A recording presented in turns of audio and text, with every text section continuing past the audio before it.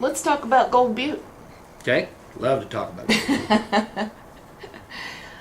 There is a lot of activity to designate it as first was a national conservation area with some parts of it wilderness, other movements underfoot to designate it as a monument. Shelley Berkeley is the one who submitted a letter to President Obama several months ago asking for it to be named a monument. I know how you feel about that. Mhm. Why don't you tell the rest of the voters? Let me tell you, the rest of the voters, what they really need to be aware of. Look around and see what's happening in every monument, and ask yourself why they do it. Okay, it closes things off. People, once it goes under that monument status or that ACEC or NCA, what happens to that is it ends up becoming an administrative deal. Once Congress acts on that and turns it into that, now guess what? You have no authority to go back to Congress and do anything. It's an administrative deal. Now the government or the BLM, anytime they have to close a road or do something, they have to involve all of us in it. Now, as it stands now. As it stands right now. Yeah, okay. But if it goes into one of those, now it's administrative. Somebody from up above, from back east, that doesn't know anything about it, says, oh, I think we need to close that because it's caused a problem. And that's what's happened all over the United States. Everywhere they've designated wilderness or anything else, they talk about cherry stem roads and the whole 9 yards. Right. We do a better job of taking care of that environment. There's nothing being damaged out there. I defy anybody to see the damage out there. We hear about the vandalism at the petroglyphs. It's a sad situation. But we still have vandalism at Red Rock. Major vandalism. Spend tens of millions of dollars every year on Red Rock. Mm-hmm. Does it do any better job than what we do ourselves in enforcing it? We have major fires all over the country. We have more fires since the government's taken over our forests and our wilderness lands than we had prior to that. The government has shown to be poor stewards of the land. What happened in Yellowstone? What happened in other places? It's even become one of those situations now. The terrorists even know it's out on the networks. They know that this can be a terrorist activity. People don't understand it because. Yeah. It costs us money, it burns up homes, it does everything else. We don't manage it because it's a wilderness or we have it a different way. Let the people manage their area. The forests that were said that they were over-harvested back in the 20s, 30s, and 40s are now recovering or in wonderful shape because of that type of management. Right.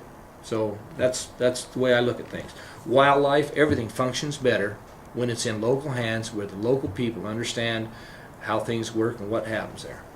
Well, I've had a couple people say that one of the reasons they want to designate Gold Butte in some form or fashion is because there is a offset for 1 acre of conservation area equals 1 acre of land that can be developed. And that's part of the reason why these major companies, casino companies in Las Vegas, are supporting Gold Butte as an NCA because that's 1 more acre that they can develop in the Las Vegas area. And if you look at the map, Las Vegas is almost completely surrounded by some form of conservation area that cannot be developed. Mm-hmm. So I've had people tell me that that's why they're coming out here to Gold Butte. So I guess my question is, it seems like the people in the Mesquite-Bunkerville area are paying to allow Las Vegas to develop even more, and we're not going to get anything out of it. I agree that's what I've heard is happening also. I don't know it to be a fact, but I believe it. I believe that you have the population is running, every area there. Harry Reid is on a stance to turn this whole state into wilderness. Now, let's go back and look at every other state in the United States except for the West. The West is totally put in, and it is owned by the federal government. The federal government is not in the job of owning land. I think they own something like 85%. 86% of the state of Nevada, which is one of the highest percentages. But with that, back when the Midwest was the West, Yeah. And even as late as 1920s, Oklahoma was predominantly owned by the federal government. They sold the job is for the federal government to sell off that land. Once it becomes safe, they were supposed to sell every bit of land within those states, except for those for military purposes. And that's what happened. And why is it the West is the most underfunded for education out there? Let's get those lands back in our hands. Let's get them out there in the private sector hand or back in the state hands. Once they couldn't sell off those lands in Oklahoma, they just turned them over to Oklahoma. Now Oklahoma has the ability to fund their colleges and their high schools and the rest of the stuff. What a great attribute that's supposed to be. The whole West right now is on a and I'm trying to move towards that HB 149 that Utah put through. There's a group of us that are going to push on it in this session to explain. mandate. I know what that is, but explain it. What it is it's the telling the federal government to fulfill their obligation that's constitutionally in place, that was done in every state in the United States except for the West. And now they say, well, it's a little different now. No, the Constitution is in place. There's past actions that show that every state got their lands back. Why do you think North Dakota is doing so well? It's their own private lands. Right. And they can do what they want.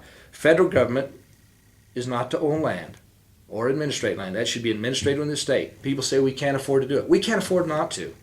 It's because then by turning it back to the state generates more state income yes, tax. when that people can be own it, distributed. that's taxes. Yeah. When people own, even if it's a minimal cost for lands, and they'll sell it and sell it and sell it if there's a use for it. People worry, oh well, the mines will own the stuff. What's the difference? They're paying a lease on it. They're going to pay taxes. They're still going to pay taxes on what they retrieve out of the ground, no matter what happens there. Ranchers can still be on the state, if it's state lands, can still be out there grazing and do the same thing and paying us and managing it. That's one of the best management tools there is out there for forest fires is cat livestock grazing. Right. So what Utah has done is to pass a state law, basically, that says the federal government cannot designate any more lands as conservation areas, if I'm not mistaken. That's correct. That's what the law says. We're not because they want those lands back to develop them. They want certain areas of the monument back, but the parks they don't let them keep them. If it designated parks, let the government do their job on that end. That was established, so don't want their national parks or anything else. Their military grounds, but those other lands that are out there, they should be on the docket to be able to sow. That was the reason the BLM was put in place, is to dispose of the lands. Dispose of the lands, folks. So. Well, there are some people that are criticizing Harry Reid about the situation in Yerington and Lyon County. They have an opportunity to create 2,000 jobs that will pay approximately $80,000 a year through mining. And Mr. Reid is holding that up, because he wants his wilderness. Waiting to have another different area designated as wilderness. How do you feel about that? I think, well, how I feel about it is it's totally inappropriate, and it's not right. It's not, and lands have to be wilderness, have to meet a wilderness designation. Right. Now, people can say what they want. I was there. I heard that there's nothing out in Gold Butte that meets wilderness designation for Mr. Abbey. Now, he can deny it, but I've got other people who were there and heard the same subject. So I don't believe anything out there meets a wilderness designation. I don't know if it meets a wilderness designation up there or not, but it'd be interesting to find out. Okay.